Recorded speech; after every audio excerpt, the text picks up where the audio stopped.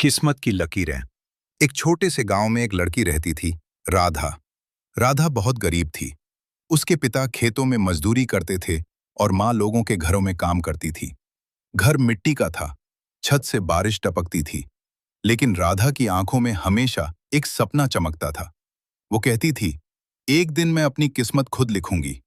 गांव वाले हंसते थे, गरीब की बेटी बड़े सपने देखती है। लेकिन राधा पढ़ाई में बहुत तेज थी। वो रात को दिए की रोशनी में पड़ती, दिन में खेतों में माँ का हाथ बटाती। एक अजीब भविष्यवाणी एक दिन गांव में एक बूढ़ी साध्वी आई। उसने राधा का हाथ देखकर कहा, तुम्हारी किस्मत में राजयोग है, लेकिन तुम्हें अपने सपनों की कीमत चुकानी पड़ेगी। सब लोग हंस पड़े, राधा भी मुस्कुरा दी, लेकिन उसके मन में ये बात घर कर गई। शहर की ओर सफर। कुछ साल बाद राधा ने शहर जाने का फैसला किया। वो अकेली थी, जेब में सिर्फ 500 रुपए और आंखों में 1000 सपने। शहर में उसे बहुत संघर्ष करना पड़ा, कभी भूखे पेट सोना, कभी लोगों की बुरी बातें सुनना, लेकिन उसने हार नहीं मानी। एक दिन एक लाइब्रेरी में काम करते हुए उसकी मुलाकात एक लड़के से हुई, अर्जुन। अर्जुन बहुत साधारण कपड़े पहने रहता था, शांत स्वभाव का था। वो रोज लाइब्रेरी आता और घंटों किताबें पढ़ता।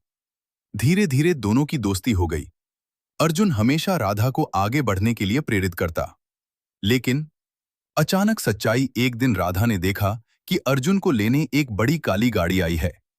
उसने दूर से देखा। अर्जुन ने ड्राइवर को सर कहकर संबोधित किया। राधा को समझ नहीं आया। कुछ दिन बाद उसे पता चला, अर्जुन कोई साधारण लड़का नहीं, वो शहर के सबसे बड़े उद्योगपति का बेटा था।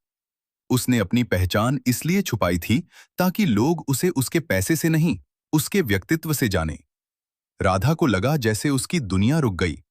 उसे डर लगा, क्या एक गरीब लड़की और एक अमीर लड़का। मोर राधा ने अर्जुन से दूरी बना ली। उसे लगा ये रिश्ता कभी बराबरी का नहीं हो सकता।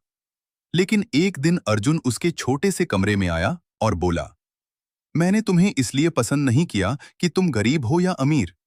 मैंने तुम्हें इसलिए चुना क्योंकि तुम अपने सपनों के लिए लड़ती हो।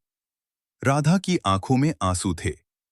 अंतिम सच। कुछ साल बाद राधा ने अपनी मेहनत से खुद का स्कूल खोला, गरीब बच्चों के लिए। और उसी स्कूल के उद्घाटन पर अर्जुन ने सबके सामने कहा, आज मैं अपने जीवन की सबसे बड़ी उपलब्धि के साथ खड़ा हूं, मेरी पत्नी राधा। गांव वाले जो कभी हंसे थे, आज गर्व से खड़े थे। और वो साध्वी भीड़ में मुस्कुरा रही थी। राधा समझ गई, राजयोग सिर्फ अमीरी नहीं होता, राजयोग होता है अपनी मेहनत से अपनी पहचान बनाना। सीख। सच्चा ड्रीम मैन वो नहीं जो आपको महल दे, सच्चा ड्रीम मैन वो है जो आपके सपनों के साथ खड़ा रहे।